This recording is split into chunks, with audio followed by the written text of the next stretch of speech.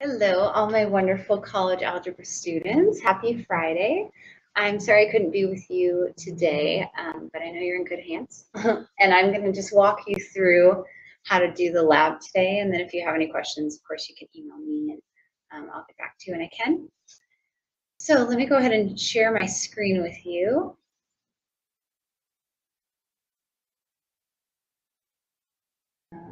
Just take a moment to get this started.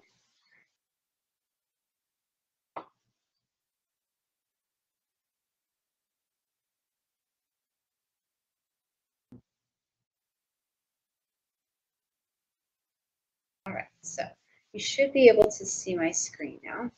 So you're going to go where you normally go, and that's into the modules.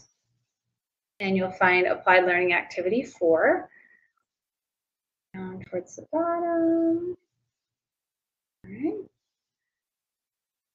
You can open that up in Word. So this activity is all about slope, which we've covered quite a bit. So hopefully you remember the slope formula right there. But this is going to be one where you are actually going to find a graph from online. That's the first problem. And you're going to make some predictions and come to some conclusions based on that graph. And then the second one will be you're going to gather your own data. So let me kind of walk you through this. There is an example up here of a real life situation, the atmospheric carbon dioxide as measured in Hawaii.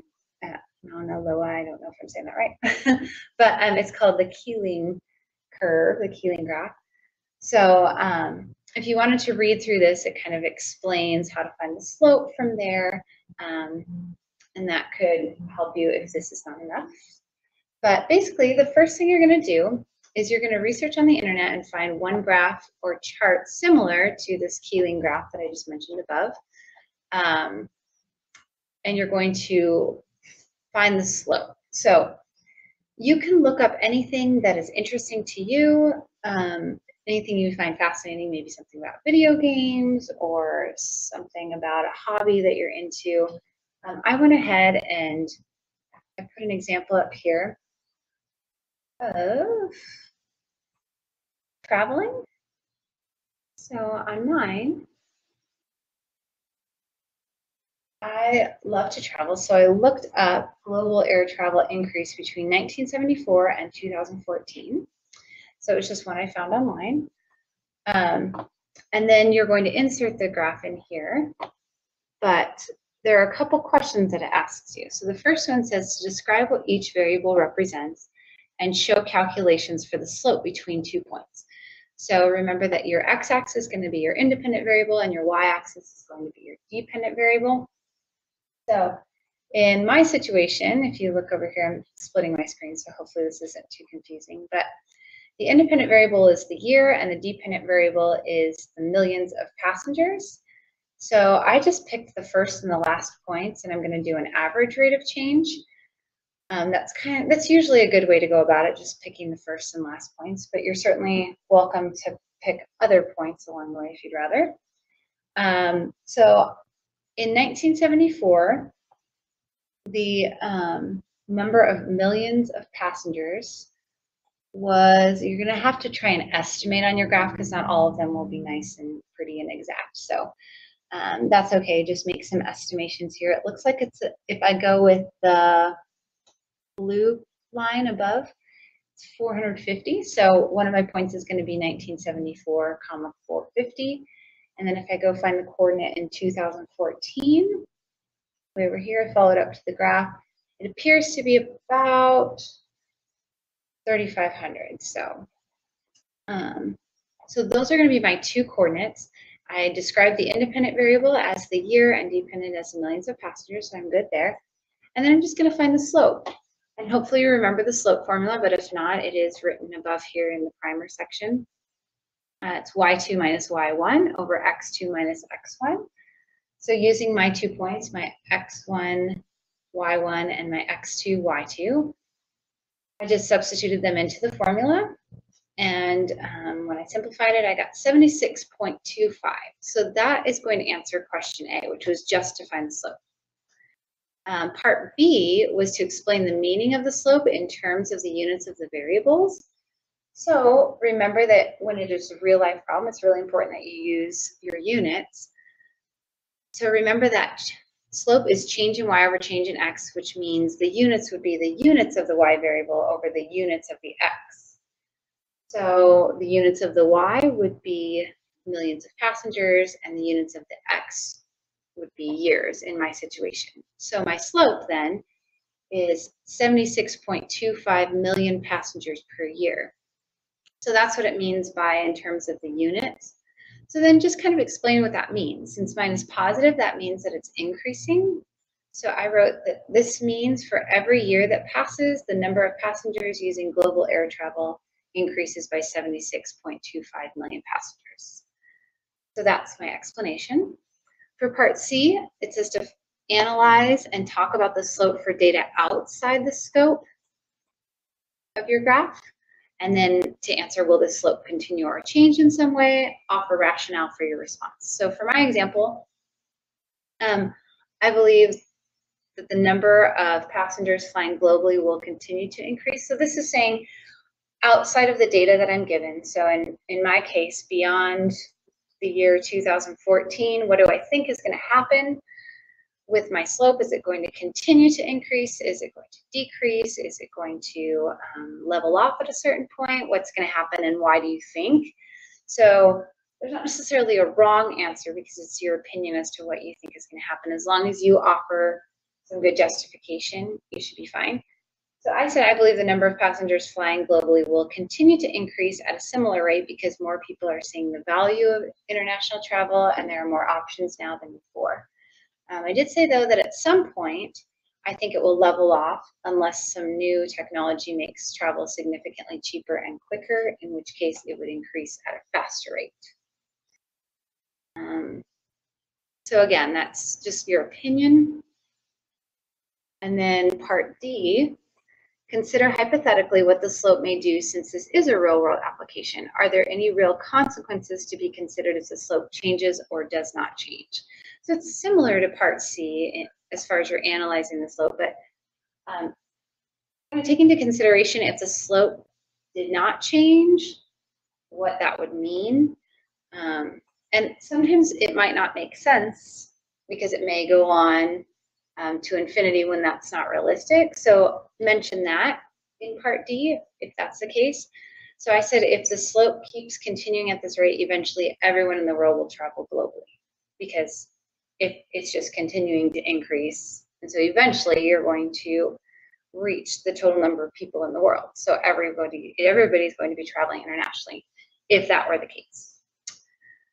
So that's kind of an example of number one. Again, choose something that's interesting to you and something you want to research and talk about. And then question two is basically the same questions, only the first thing you're going to have to do is to gather your own information. You're going to need 10 data points, and there are a couple ways you can get that. So it says in the problem to gather some data about two variables that you think might be related by asking or surveying 10 classmates, or people in your life. So you can ask 10 people in the class right now. You can also get information if there's a place you can find it online. I'm okay with that as well. But you need to find your own data points. Since you are going to need to graph the information as ordered pairs, choose two variables that would give you numerical values. Okay, this is really important. You want to pick an X and a Y that will both give you numerical values, so that will both be numbers. So I wouldn't choose something like age and hair color because you can't really graph hair color on the Y-axis. So some examples that I have, but please don't use the ones that I have. I want you to be creative and come up with your own. Hours you typically work each week and hours of sleep. So it could be things you think may be correlated.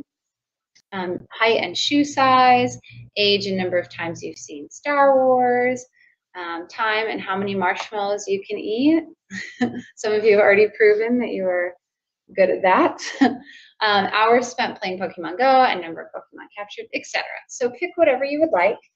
And then you can use Microsoft Excel or Desmos to create the graph. So I'm going to show you how to do that in Excel if you're not familiar with that. So I'm going to do a new document. Oops. Workbook. Okay, so let's say I do something like age and I'm going to do the height and the shoe size. Height and shoe size.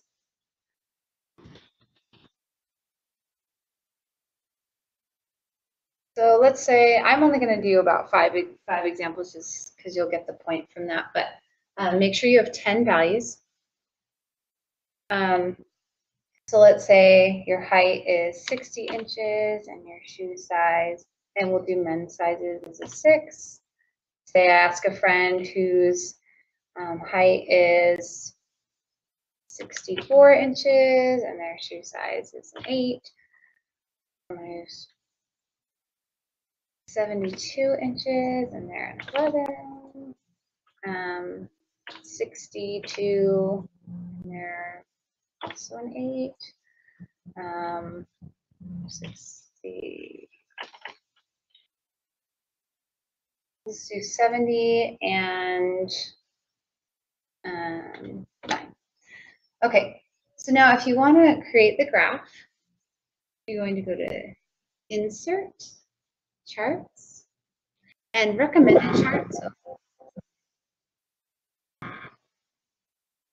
Oops, I need to highlight that. There we go. Okay, so if you go to Recommended Charts, the first one that comes up is usually the scatter plot, so that's a good one to use because you're just wanting to plot points. All right, so if you notice on the assignment, back here, my screen again. We both read at the same time. Okay, so it says on here, make sure that your Excel graph has each axis labeled and the graph is titled appropriately to describe the situation. So you can actually do that on here. The chart title, if you click on it, you can put in a new title. So I'm going to say height versus shoe size. And then if you want to put the titles on here, which I would like for you to do, the way you can do that is this little plus sign on the side of the chart. You click on that, axis titles is what you want to click on. And then it brings up a generic axis title.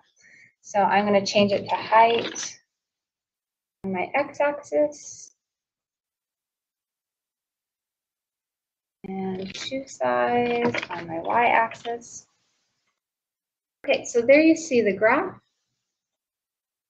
And then basically you're going to do the same exact thing that you did on this above problem, but you're going to use these data points. So maybe you want to choose the first and the last, so you can do an average rate of change. You'll find the slope between those 2 points like you did on the first problem, and then make the same assumptions. So explain the meaning of the slope in terms of the units of the variables. So mine would be the shoe size is my y, and then the height was in inches. So let's say my slope was 1, or let's say it's 1/2. So that would be your shoe size is going up by 1/2 for every inch you grow. And if it's negative, then it would be decreasing, right? And then you're going to analyze the situation again, saying if this were to continue to increase, basically, is that even realistic? And what would happen if that did increase? So that is basically the lab. It's the same process for both problems, except one of them you're finding the information from the internet. The second one you're coming up with your own data and creating the graph. And then please insert the graph in here as well. And you can submit it the same way that you have submitted the labs in the past. So good luck, have a great weekend, and if you have questions, feel free to email me. and I will respond when I can. All right. See you later.